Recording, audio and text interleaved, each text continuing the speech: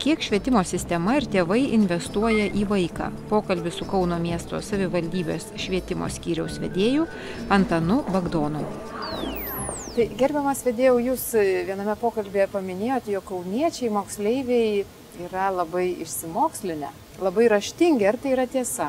Respublikinio standartizuotų testų rezultatai leidžia taip teikti, kad Kauno miesto rezultatai vieni geresnių Respublikoje. Ir vat galima pasakyti, tarkime, 4 klasės mokinių matematikos rezultatai pagal mokymosi pasiekimų lygius. Pavyzdžiui, nepasiektas patentinamas yra 1,4%, šalies yra 4,1%, dalyvavusių savivaldybių 4,2%. O dėl mūsų mokinių nuimlumo ir mokytojų pareigingumo, tai iš tikrųjų reikia pasakyti, kad mokyklos sukuriama pridėtinė vertė yra daug geresnė Kauno miesto nei kitų savivaldybių ir šalies. Vedėjau, supratau, kad naujovė yra įsivertinimo sistema. Moksleivis įsivertina savo darbą klasėje, ar ne?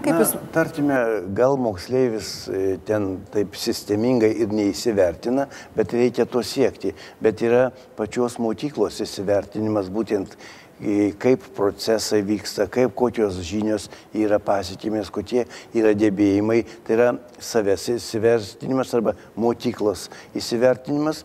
Ir antroji grandis yra išorės vertinimas, kada atvažiuoja iš nacionalinės mokyklo vertinimo agentūros nepriklausomi ekspertai ir jie būtent, nustato, įvertina mokyklą, kur silpnybės, kur stiprybės, kur tobulintinos kryptis. Kuo tai yra svarbu mokiniam, tėvam? Taip, tai yra švietimo kaita ir analizė.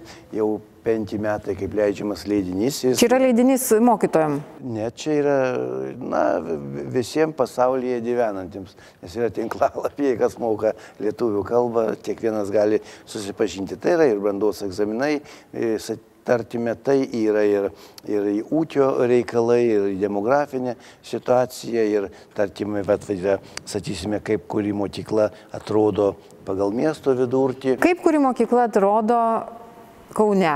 Šiaip labai populiarios mokyklos yra pradinės mokyklos. Tai, dėl to, kad jos mažytės? Todėl, kad ir vaikams saugu. Ir sekasi dirbti tiesiog labai, ir vadovai labai gabūs, yra tikrai gabūs. Tarkime, tarp lyderių, tai aš įvardinčiau Panemunės pradinė mokykla, Panemunėje randasi daktarė Verdinė Rupainienė, vadovauja labai sėkmingai dirba Ryto pradinė mokykla Šilainiuose, dirba sėkmingai Kauno technologijos universiteto gimnazija. Buvusi Purienų mokykla? Ne.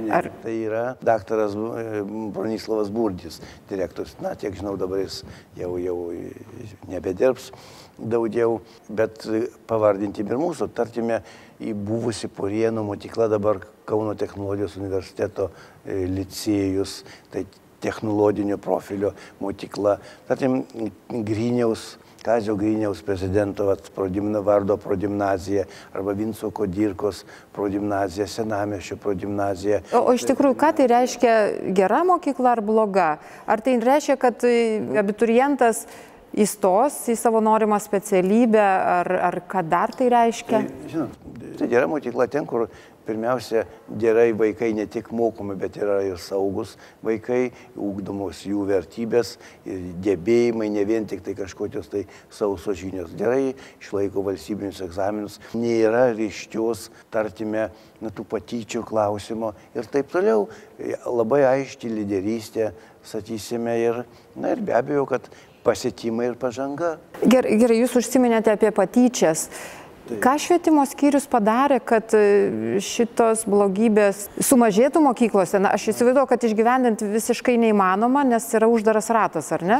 Kauno miesto savivaldybė dalyvauja labai atsakingame ir svarbiame tarptautinėme projekte, jis vadinasi ECAT, tai Europe Country Against Drugs, Europos valstybės prieš narkotikus. Tai patyčios susijęs su narkotikais, jūs statote į vieną gretą. Rūkymus, alkoholio vartojimu, bet toje programoje būtent yra sprendžiamas ir patyčių klausimas. Vedėjau, aš paklausiu konkrečiai, ar dažnai sulaukia jūsų skyrius, švietimo skyrius skambučių, na, pavyzdžiui, mamų. Ir sako, vedėjau, ar jūsų žmonėm skambina ir sako, tyčios iš mano vaiko, padėkit. Tai, matot, klausimas toks, yra du aspektai. Pats blogiausias aspektas, kada, na, tarkim, mokytojas pasitaiko, kad tokiu, nu, gal nepatyčios, gal netidumo vaiko atžvilgių, arba, sakysim, nesupratimo vaiko. Nepasakyčiau, kad labai daug susilaukėm tokių skambučių, bet pasitaiko. Manyčiau, kad čia iš tos pačios ryties tragedija Estijoje, kada 15-metis nušovė vokiečių mokytoją. Beje, vienas komentaras man užstrigo, ne tiek tragedija, nu, aišku, tragedija yra Estijoje, bet tragedija yra Lietuvoje, bet vien todėl, kad trūksta mokytojų dirbančių su mūsų vaikais. Nedrįsčiau sakyti, kad mūsų mokytojai apsileidė. Pirmiausia, tai yra darbo rinka labai sudėtinga ir darbą mokytojo darbą gauti šiandieną yra tikrai labai sunku, nes vaikų per pastarąjį dešimtmetį beveik 20 000 sumažėjo. Prieš 10-12 metų buvo 56, dabar yra 33. Kauno miesto savivaldybės administruojami. Bet po šito įvykio, ar sureagavote po įvykio Estijoje? Mūsų visada visos mokyklos reaguoja ir mes parašom taip vadinamą trumparaštį. Bet šiaip Kauno miestas vienas iš nedaugelio Respublikoje turime įsteigę taip vadinamą Aldžio Žitevičiaus saugaus vaiko mokyklą.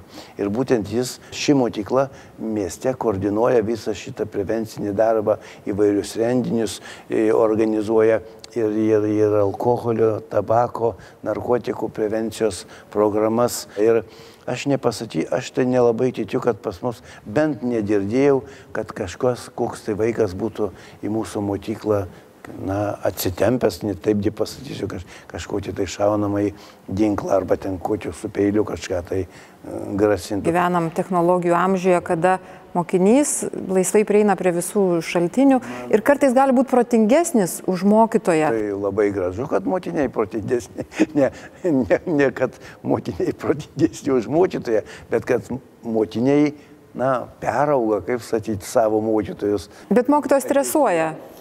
Žinot, pirmiausia, na, mano dėlių įsitikinimu, ne bet kas gali dirbti mokytojų.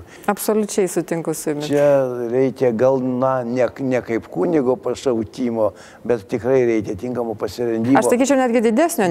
Negaliu lydinti, nebuvau kunigas, bet aš pats jaučiuosi mokytojas ir aš nematau savęs kitur. Pans Antanai, apie jūs. Jūs pradėjot nuo mokytojo. Taip, pradėjau nuo mokytojo, buvo nepaprastai atsakingas ir prasmingas. Kokį dalyką dėstėte jūs? Biologiją. Aš gamtininkas esu. Vedėjau jūsų svajonių mokyklą.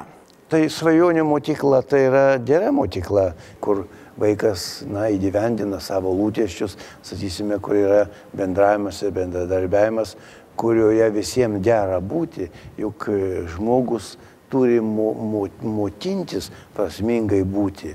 Ne visi prasmingai geba būti. Ačiū Jums už pokalbį. Ačiū Jums.